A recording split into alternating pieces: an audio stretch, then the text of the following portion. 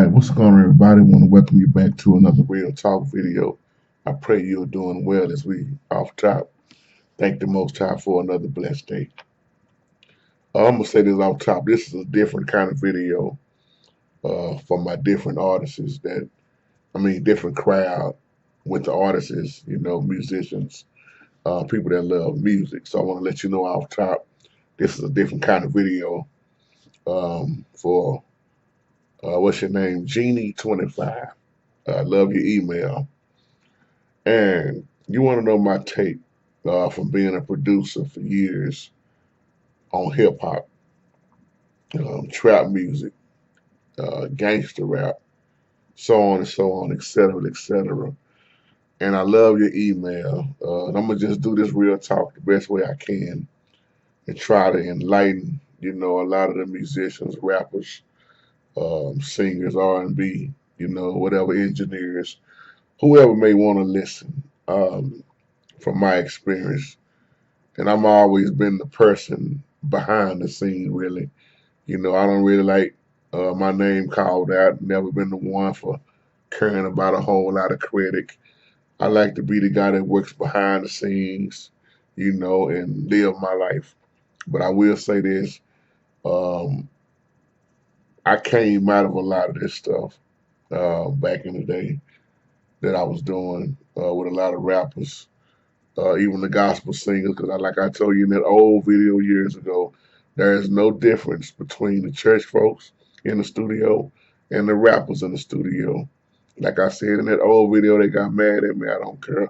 I said most of the Christians, before they try to lay down something for God, they would get high, they would get drunk, they would run women, they would run men, you know.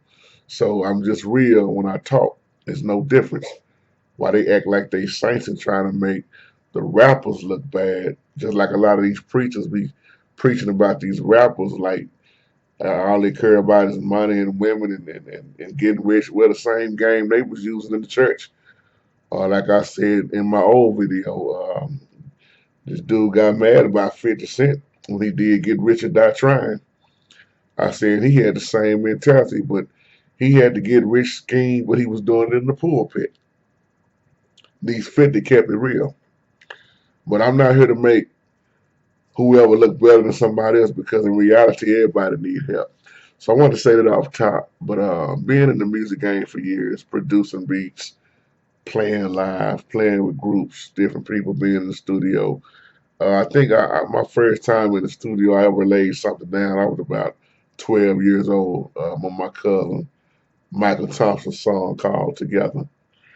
But you meet so many different people, working with so many artists on gospel tracks, rap, hip hop, R&B. You see and you deal with a lot. I always say the music business is one of the most messed up business you can be in, the most dirtiest, the most ruthless to be in, with so much backstabbing. I don't even want to get into the heart of talking about how many record labels done ripped so many people off. And that's why now so many people have their own studio set up in their house, or they done left those record labels alone because they tired of being abused and misused and getting robbed. But when you be off in that field, you see some dirty stuff. And what it started out, it turned into something just trash now. I know I'm gonna get some haters on this video, but let me say this to any rapper or any R&B singer that look at this video, gangster rapper, whoever you are. I'm not saying this to down everybody. What I'm saying is a lot of stuff that's out now is nothing but junk. It's garbage. It's trash. It has no purpose. It has no meaning really. Because back then, a lot of those rappers they started out, rapping about what they was going through and what they really saw. Now a lot of them are doing that now, but then you have the term I like to say that Eazy used back in the day, studio gangsters. You got brothers out here rapping about stuff they ain't never done.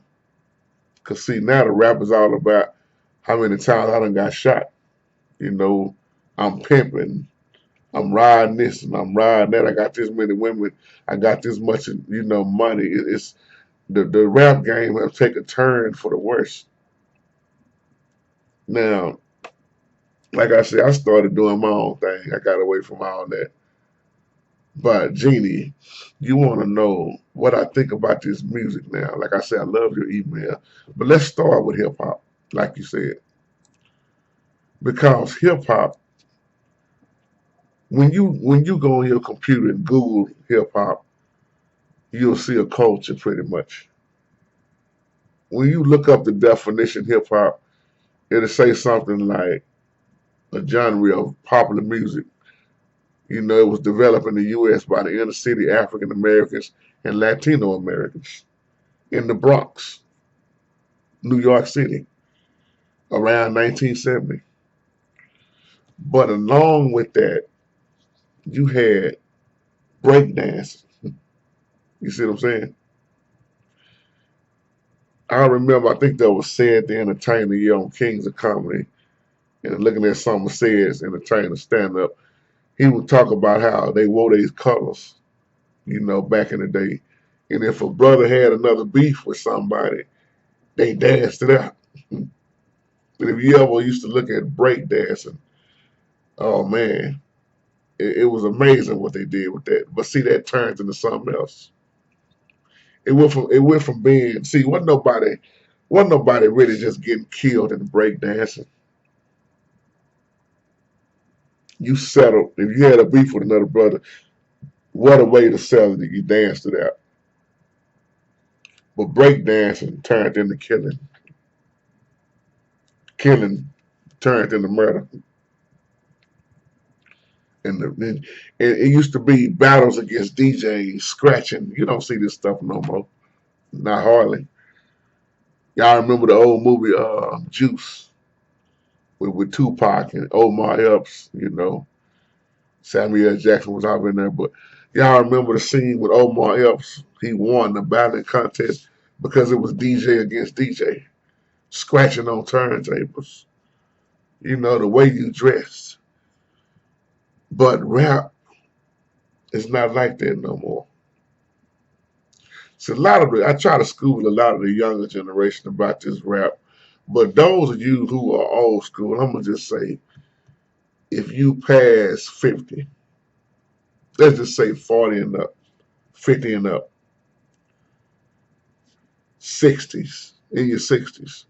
Well, see, I used to listen to a lot of my old man's music, 8 tracks. Some of y'all don't even know what that is. His records. And I remember back in the day, one of the first dudes I heard rapping on a song. It was not in the 80s and the 90s. It was Johnny Guitar Watson. Now, if you do the history, some of y'all know who I'm talking about. If you like I said, if you older, Johnny Guitar Watson. One of my favorite songs that Johnny Guitar Watson ever done was Telephone Freak. Well, he was rapping on that. My point I'm trying to tell you is rap has it's always been around. Even in so many ways, James Brown was rapping. Some of these people in the 60s was rapping, man. But then you saw people like Curtis Blow, real name Curtis Walker, you know. Then you had people like DJ Kool Herc. And then a lot of y'all are familiar with Coke LA Rock. And then a lot of y'all remember 1979, the Sugar Hill Gang. Look at the song Rapper's Delight. But look at how they rap then versus how they rap now. The lyrics wasn't as bad back then as they are now. Because you also had what we call positive rap. Look at when Will Smith came out with Summertime. Look at how clean that video was. You can go back and look at some of these videos and look at how the women dressed then, but now look at how the women dress now. Look at how they rap then, and look at how they rap now. You see what I'm saying? Sugar Hill Gang was and still is very popular to me. Rappers delight, you know. It's just when you hear it come on, you automatically start dancing. You know, you start quoting the lyrics. But then the gangster rap came along. But not only gangster rap, you start having what we call trap music. Then you start hearing what we call crunk music. So many different types of music came, and I'm just naming a few. But really, trap music is not all that new.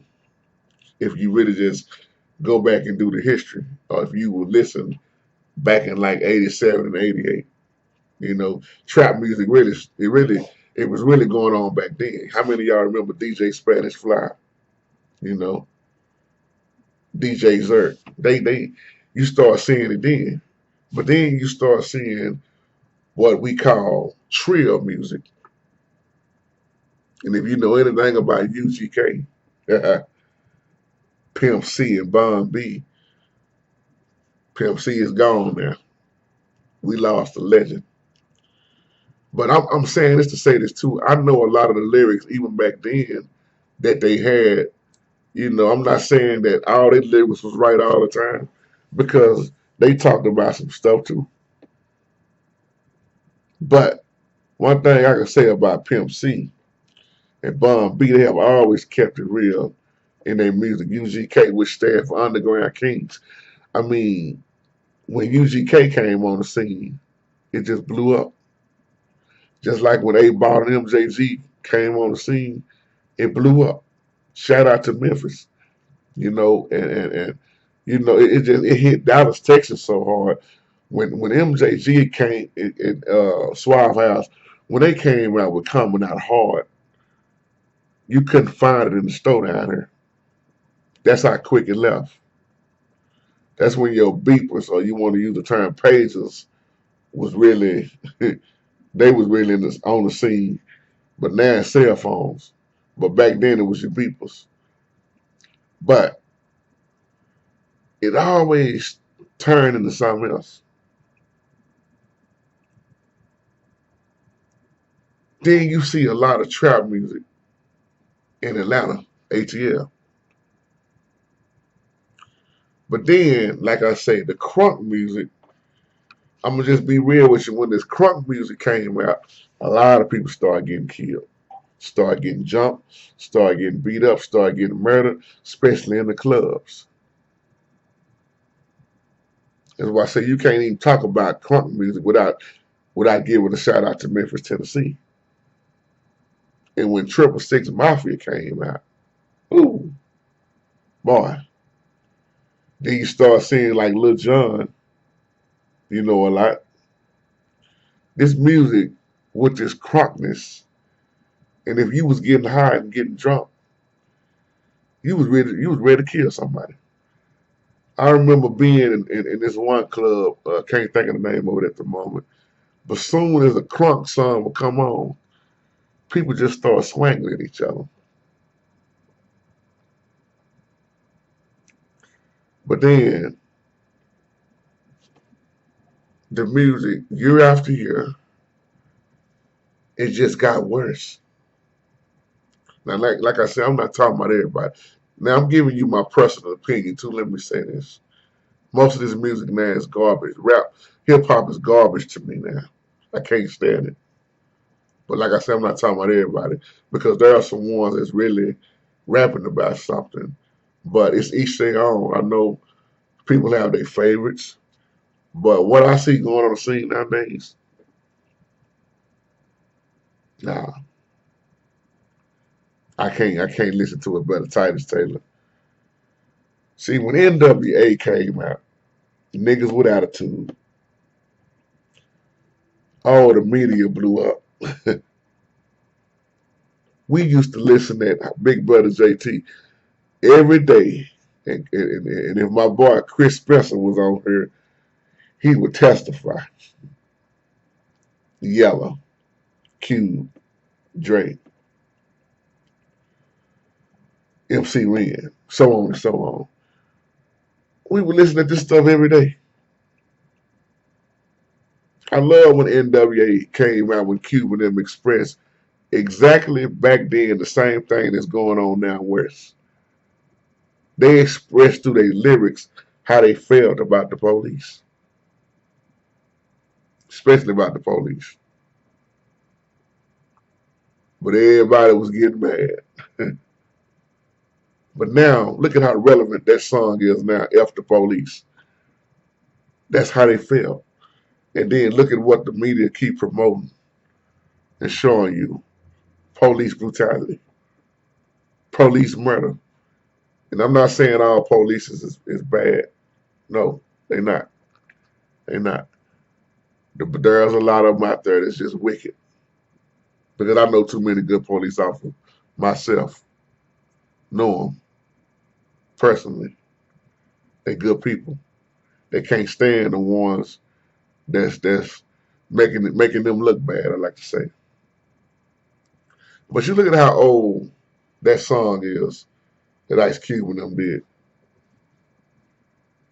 And look at how it fits with today. Now, a lot of people may say they wrong for saying F the police. But really, were they wrong for saying that? If you look at that cry out, it's still today. That song is more popular now. Ice Cube, Dre, Yella, Ren, so on and so on. That song to me is more popular now than it was when they came out with it. Just like when Marvin Gaye came out with What's Going On. What's Going On, that song fits so hard with right now. And I love Marvin Gaye songs. But the rappers you have now, and so many youngsters look up to them and want to be like them. Let me tell you somebody who I think is very intelligent, who speaks well. And you don't hardly have rappers like this no more. KRS-One. Right now in this video, I want to give a major shout out to KRS-One. Very intelligent brother. Very wise. Very knowledgeable. Who can school you on a lot of stuff. I'm going to give you another one. Professor Griff from Public Enemy. If you listen at these dudes and how they talk, and Professor Griff done exposed so much stuff, but they deep. I'm just naming a few. And when I did that video, Sister Gina, called Gangsta Rap was used as a weapon, too many of my young people didn't understand that. Just like I said about prison. They use all these things to keep us down, to control us. Gangsta rap has been one of the biggest weapons ever used.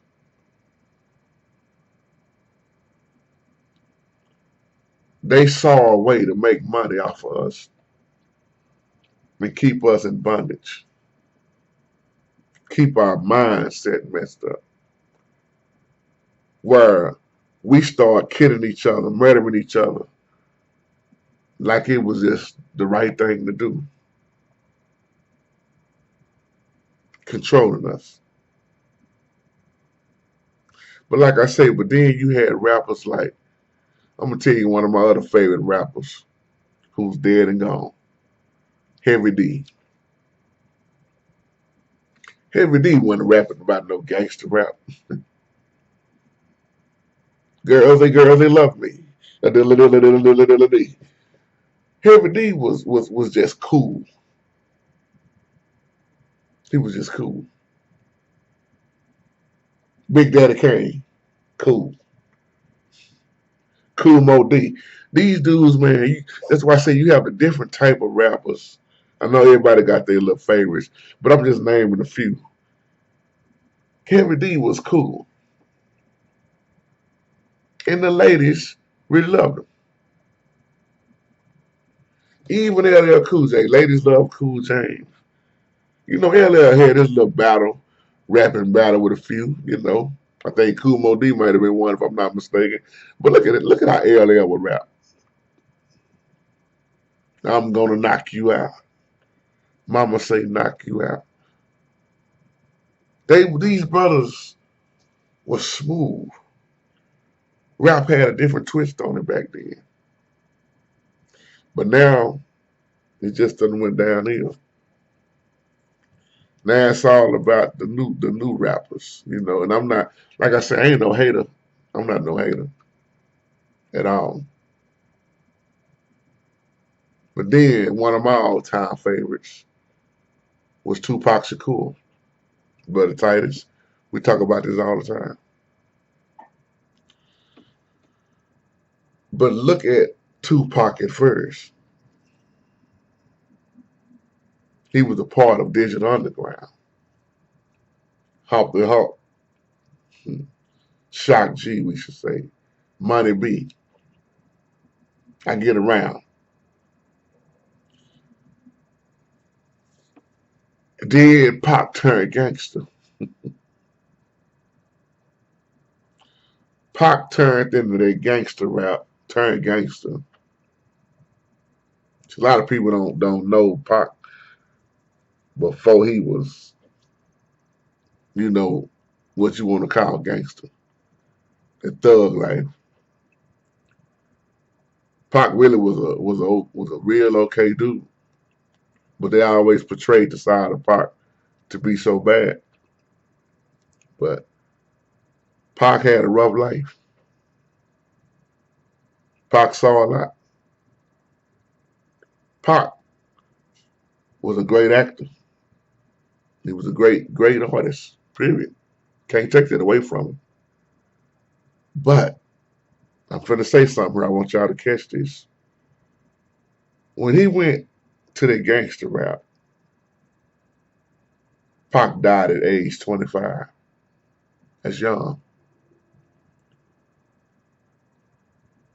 His mother told him, this is why I want you to catch this. I hope my youngsters are listening.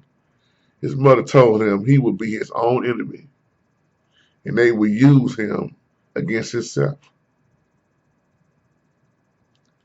Dead at 25. Why? This is where I want you to listen there, youngsters.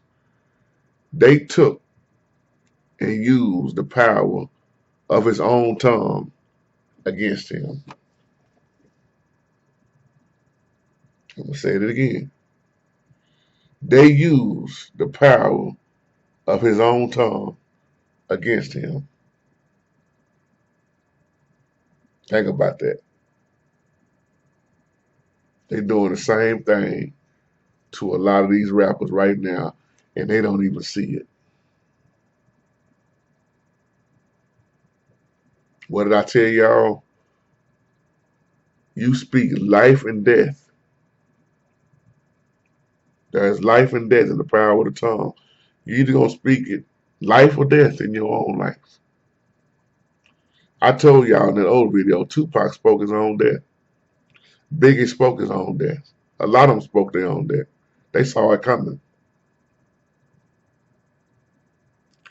And what most of my young people don't get, these record labels and these penitentiaries made an agreement.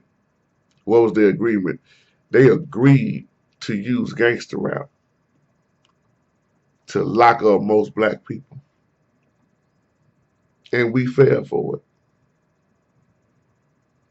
I remember the time when rap was about fighting the power. Go back to the old movie, Do the Right Thing. Spike Lee. Public Enemy. Fight the power. Fight the power. That's already all Raheem would listen to in that movie. But that's when the rap was about fighting the power. Togetherness. Community empowerment. And then they use the Bloods and Crips against each other. Even when the Crip came out, that turned into something else. I'm trying to wrap this video up now. I know this is boring to a lot of people, but it may be interesting to a lot of people. And some may just not care. But cripping, what you saw it turn into was not what it started out to be. Because Crips stood for Community Restoration and Progress. Or some may say Community Resistance and Progress. Because they was tired of what the police was doing to the community. And they made a decision that we gonna all stand together. We not taking this mess no more. But look at what happened to the Crip. It started turning into something as gang violence. I got the blue rag. Then you had Hoover. Y'all remember Larry Hoover? Y'all remember Hoover? The blue rag, the yellow rag. Crip. Every time you start looking up, somebody was murdered. Well, it was a Crip that died this time. Well, it was a Blood that died this time. But the community was staying together. Because in reality, whether you claiming Blood or Crip, that's your brother. Many brothers done killed. Many brothers. I'm gonna say it just like Eddie Griffin said on one of his stand-ups. You dying over a block you don't even own. Look at how many brothers done been murdered because you got the red on, and I got the blue on. Red flag, blue flag. I mean red bandana, blue bandana. That stuff started coming down here, and it hit Dallas, Texas so hard. I'm coming up, next thing I know is all I start hearing is Hoover. Fire Deuce Hoover. Wondering what is Fire Deuce Hoover? Where did it come from? Slob, I'm gonna kill a slob. If I see a slob, I'm like, what is a slob? That's what they call Bloods. Say, wait a minute, you telling me because he got on red, you gonna kill him? Yeah, that's what it was. But you go over here and you got on blue, and they Bloods, you gonna kill him? They would call the Crips crabs and call the Bloods slobs. And it wasn't nothing but a bridge keeping us between each other. You killing somebody that's 15 minutes away from you. Stay right on the other side. Stupidity. I remember my brother, he been locked up for years. Peanut. I mean Peanut chicken joys. They just Peanut brought that I used to see Peanut out there in the street with that blue rag in one pocket and the yellow rag in the other. What is this dude doing? He was serious about the Crip life. And he killed somebody. Broad daylight, if I'm not mistaken. Whole life gone behind Crippin'. He would run out, I am not lying, he would run out in front of anybody's car and throw up gang signs. And he would always walk down the street saying, what's that Crip like, cuz? What's that Crip like, cuz? I look back over the years at all this stuff and I just shake my head and be like, so many of our brothers died for nothing. I know this is a different kind of video. It may make sense to some, and some it may not, but this is the way it came out. That's just my little 2 cents. But what I will say as I close to the rappers, producers, engineers, songwriters, whatever you want to call yourself, just be careful with what you're doing. Be careful. Use great judgment. And if you see what you're doing is leading to the wrong place, get out of it. Because what you see ain't what you see. And I'm going to say this, youngsters. What you see in these videos, it ain't cranked up to what you really think it is. A lot of these rappers, they rent this stuff. They don't own it. They borrowing this stuff. And they do a video to make you think it's theirs. Now, I'm not saying all of them are like that. Some of these rappers really do own their stuff. But a lot of them are perpetrating. They borrowing their jewelry, renting their jewelry, renting that mansion. Think about that.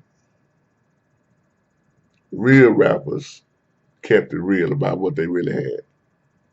They wasn't really all that flashy. What they try to get you to do is get you famous. That's why you always hear the term fortune and fame. But really, a lot of them have the fame, but they don't have the fortune because they got messed around so much by the record label. Ice Cube back in NWA, he tried to warn the rest of them, but at the time they just really wasn't listening. And when he exposed Jerry in that song, oh yeah, that made a whole lot of things. A lot of people mad too, didn't it? But he was telling the truth. He was telling the truth. So just be careful what you're doing. This video probably really only gonna make sense to people that's off of the music heavy, like what I'm talking about in this video. That's why I say to my normal crowd, this probably be boring to you. Don't look at it. But to the other side of my page, y'all know what I'm talking about. And I love you. Y'all take care and remain blessed. Shalom.